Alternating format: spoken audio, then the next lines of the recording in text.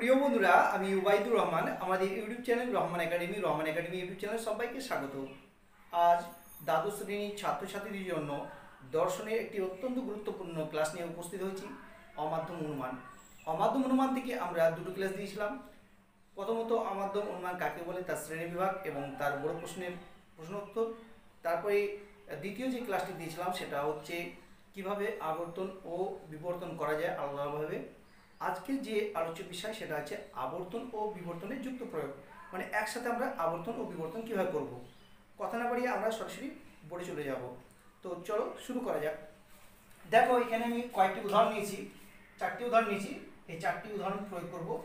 আবর্তন ও বিবর্তন পরীক্ষাতে প্রতি বছর তোমাদের এই অমাধ্যম অনুমান থেকে একটি বড় প্রশ্ন থাকে, তার সঙ্গে অথবা থাকে এই আবর্তন ও বিবর্তন করো বা আবর্তিতে বিবর্তিত অথবা বিবর্তিতে আবর্তিত করো। তো প্রথমত আমরা আবর্তন ও বিবর্তন করব। তো সর্বপ্রথমে তোমাদের মনে রাখতে হবে যে এটি কীভাবে করতে হয়। একটি বাক্য দেওয়া থেকে, এটা একটা যেমন বাক্য থেকে তোমাকে এলেপ তৈরি করতে হবে। এলেপ তৈরি করা যেটা পাবে তোমার যে বচনটা, তার নাম আমরা প্রদত্ত বচন দেবো। প্রদত্ত বচনের আবর্তন আর প্রদত্ত বচনের বিবর্তন, এখানে অনেক গ্রাফ দিয়েছি। উদাহরণ নেওয়া যাক একটা। প্রথমত যে উদাহরণটা আছে এখানে দেখো, দেবতারা দানব নয়। এটা একটা বাক্য। এই বাক্যটাকে যখন আমি বচন করব তখন কি করবো না, দেখো 1 নম্বরের বাক্যের বচন হবে এলেফ, ই হবে, ই লিখলাম। দেখি লিখবো আমরা কোনো, ই বচন লিখলে কোনো লিখতে হবে, কোনো দেবতা নয় দানব। ওকে, এটা হচ্ছে বাক্য থেকে যে বচনটি পেলাম, এলেফটা পেলাম, তার নাম আমরা প্রদত্ত বচন দেবো। দিতে পারো, না দিলেও কোনো অসুবিধা নেই। তাহলে আমরা দেখেছিলাম এই গ্রাফে দেখো প্রদত্ত বচনে এলেফের আবর্তন, তাহলে ই বচনের আবর্তন আমাদের করতে হবে। তাহলে আমরা খুব সহজেই আমরা ই বচনের আবর্তন করে ফেলবো। ই বচনের আবর্তন করলে কি বচন হবে? ই বচনের আবর্তন আমরা জানি, এ বচনের আবর্তন আই, ই বচনের আবর্তন ই, আই বচনের আবর্তন আই, ও বচনের আবর্তন সম্ভব নয়। ওকে, তাহলে আমরা এটা আবর্তন করে ফেলবো, আবর্তন। তাহলে ই বচনের আবর্তন আমরা ই করব, ঠিক আছে। তাহলে এটার নাম দেবো কি, এটার নাম দেবো আমরা আবর্তন। ওকে, আবর্তন মানে যে উদ্দেশ্য ভেদে চেঞ্জ হবে। তো কি লিখবো আমরা, কোনো দানব নয় নয় দেবতা। ওকে, তাহলে আমরা ই বচনের আবর্তন করলাম। এবার দেখো, যে বাক্য থেকে যখন আমরা বচন করলাম, বচন থেকে আমরা আবর্তন করলাম, আবার ওই প্রদত্ত বচনে বিবর্তন করব। তাহলে আমরা প্রথম বচনটারই ই বচনে বিবর্তন করব। ই বচনে বিবর্তন করলে পরে এ বচন হয়। তাহলে আমরা দেখেছিলাম বিবর্তনের নিয়মে কি দেখেছিলাম, এ বচনের বিবর্তন ই বচন, ই বচনের বিবর্তন এ বচন, আয় বচনের বিবর্তন ও বচন, ও বচনের বিবর্তন আয় বচন। তাহলে আমরা দেখছি এ বচনের বিবর্তন কি হবে, ই বচনের বিবর্তন হবে এ। আমরা কি করব, সকল লিখব, সকল দেবতা। বিবর্তনের উদ্দেশ্যে যে গুণটা পরিবর্তন হবে, উদ্দেশ্য একই থাকবে, গুণের পরিবর্তন হবে। হয় এই দানবের জায়গায় অ হাইফেন দানব লেখা থাকবে, বিরুদ্ধ পদ হবে অ দানব। তাহলে এটা কি হবে, বিবর্তন হয়ে গেল। তাহলে আবর্তন ও বিবর্তনের যে যুক্ত প্রয়োগ, আবর্তন ও বিবর্তন করো, এটা হয়ে গেল। এইভাবে তোমাদের 4টি বাক্য দিবে। সেই 4টে বাক্য তোমাদের কয় নম্বর থাকবে, 8 নম্বর থাকবে। তোমরা যদি এইভাবে লিখতে পারো তাহলে 2-এ 2 পাবা তুমি, ঠিক আছে। অনুরূপভাবে দ্বিতীয় উদাহরণটি দেওয়া যাক। দ্বিতীয় উদাহরণ লেখা আছে, দেখো দ্বিতীয় উদাহরণ লেখা আছে ব্যবসায়ীরা কদাচিৎ সৎ হয়। তো দ্বিতীয় উদাহরণটা আমরা বচন পরিণত করব। 2 নম্বর উদাহরণটা এলেপ করব, ও বচন করব, কারণ কদাচিৎ যদি থাকে, কদাচিৎ যদি থাকে বাক্যটা যদি হ্যাবাচক হয় তাহলে বচন হবে ও। তাহলে কোনো কোনো, কোনো কোনো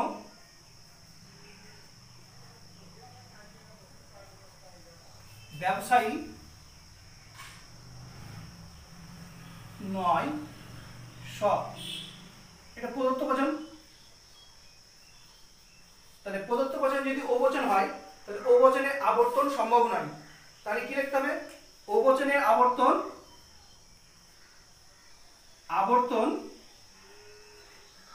সম্ভব নয়। তাহলে আমরা দেখলাম ও বচনের আবর্তন সম্ভব নয়। এখানে যে ও বচনে আবর্তন করা আছে, ও বচনের আবর্তন সম্ভব নয়। তাহলে আমরা প্রদত্ত বচনে বিবর্তন করব, ও বচনে বিবর্তন করব। ও বচনে বিবর্তন করলে কি হবে? আই বচন হবে। দেখো ও বচনে বিবর্তন, তাহলে বিবর্তন কি হবে? আই হবে। ও বচনে বিবর্তন আই বচন। তো দেখো কি লিখতে হবে? কোন কোন ব্যবসায়ী হয়, বিবর্তনে সবসময় গুণের পরিবর্তন হবে, হয় থাকলে নয় হবে, নয় থাকলে হবে। এখানে নয় আছে তাহলে হয় হবে।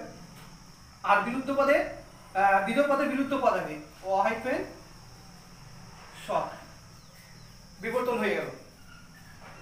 তাহলে আমরা দ্বিতীয় বাক্যটি দেখে নিলাম। এবার আসি আমরা তৃতীয় বাক্যে। তৃতীয় বাক্যটি দেখে যাক। লেখা আছে কেবল ধার্মিকরাই সুখী, কেবল ধার্মিকরাই সুখী। তাহলে এটা এলেপ করলে কি হবে?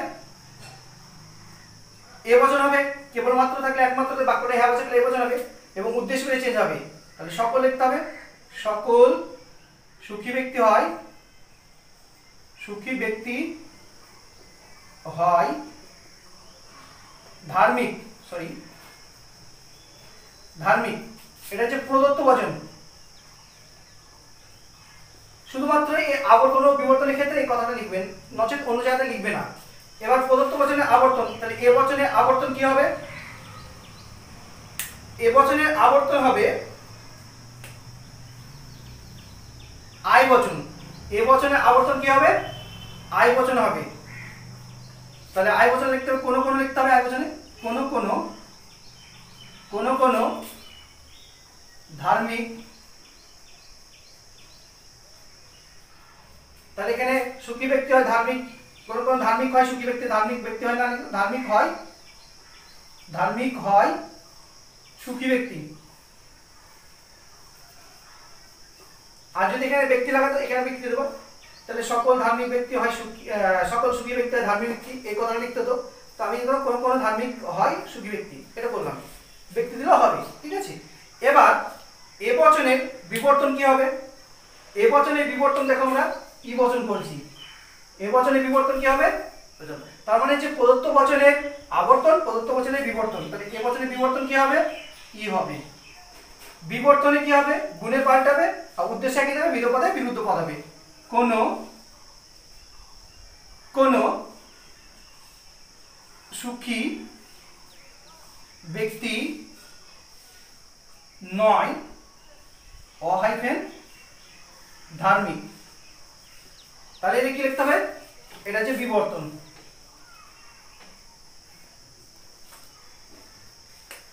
এটা হচ্ছে আবর্তন। ওকে, এবার আমরা চতুর্থ উদাহরণ চলে আসি। চতুর্থ উদাহরণ দেখে রাখবা কি লিখেছি আমরা।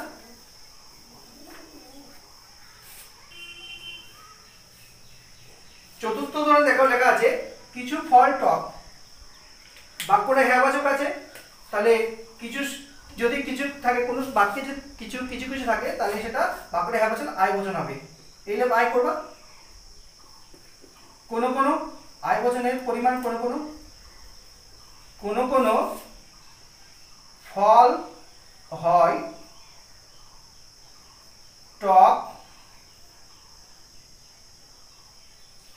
বস্তু, এটা দেবা। এটা হচ্ছে প্রদত্ত বচন। এবার আমরা দেখছি যে আই বচনের আবর্তন কি হবে? আই বচনের আবর্তন আই বচন হবে। আই বচনের আবর্তন কি হবে? আই বচন হবে। আবর্তন মানে উদ্দেশ্য চেঞ্জ হবে। কোন কোন টক বস্তু হয় ফল, আবর্তন। ওকে, এবার আই বচনের বিবর্তন হবে ও বচন। আই বচনের বিবর্তন হবে ও বচন।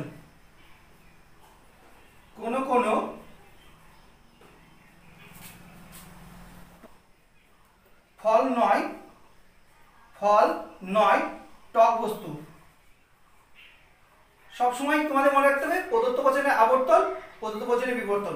ঠিক আছে, তাহলে এটা কি হবে, টক বস্তু আছে তাহলে অ হাইফেন টক হবে, অ হাইফেন টক বস্তু। তোমরা এবার লিখবে অ হাইফেন টক বস্তু, হ্যাঁ, বিরুদ্ধ পদ অ টক বস্তু, এটা হবে বিবর্তন। তাহলে তোমরা দেখতে পেলে খুব সহজেই কিভাবে বাক্য থেকে বচনে রূপান্তরিত করে আবর্তন ও বিবর্তনে যুক্ত প্রয়োগ কিভাবে করা হচ্ছে। তাহলে একটা বাক্যকে আমরা আবর্তন করছি প্রধান প্রদত্ত বচনটিকে, আর তারই আমরা বিবর্তন করছি। এইভাবে তোমরা আবর্তন ও বিবর্তন করবে, তাহলে তোমরা অবশ্যই আবর্তন ও বিবর্তন শিখে যাবে। আজকের আলোচনা এখানে শেষ করলাম, পরের দিন আমরা কি করব, আবর্তিতে বিবর্তিত অথবা বিবর্তিতে আবর্তিত নিয়ে আলোচনা করব। আজকের আলোচনা যদি ভালো লাগে অবশ্যই বন্ধুদের মধ্যে বেশি বেশি শেয়ার করো, এবং নতুন হলে এই চ্যানেলটিকে সাবস্ক্রাইব করে বেল বাটনটি প্রেস করবে, যাতে আমার দেওয়া নোট, সেশন, আলোচনা তোমার কাছে পৌঁছে যায় সবার আগে নোটিফিকেশনের মাধ্যমে। এতক্ষণ সঙ্গে থাকার জন্য ধন্যবাদ। ভালো থেকো, সুস্থ থেকো, আবার দেখা হবে নতুন কোনো ভিডিওতে।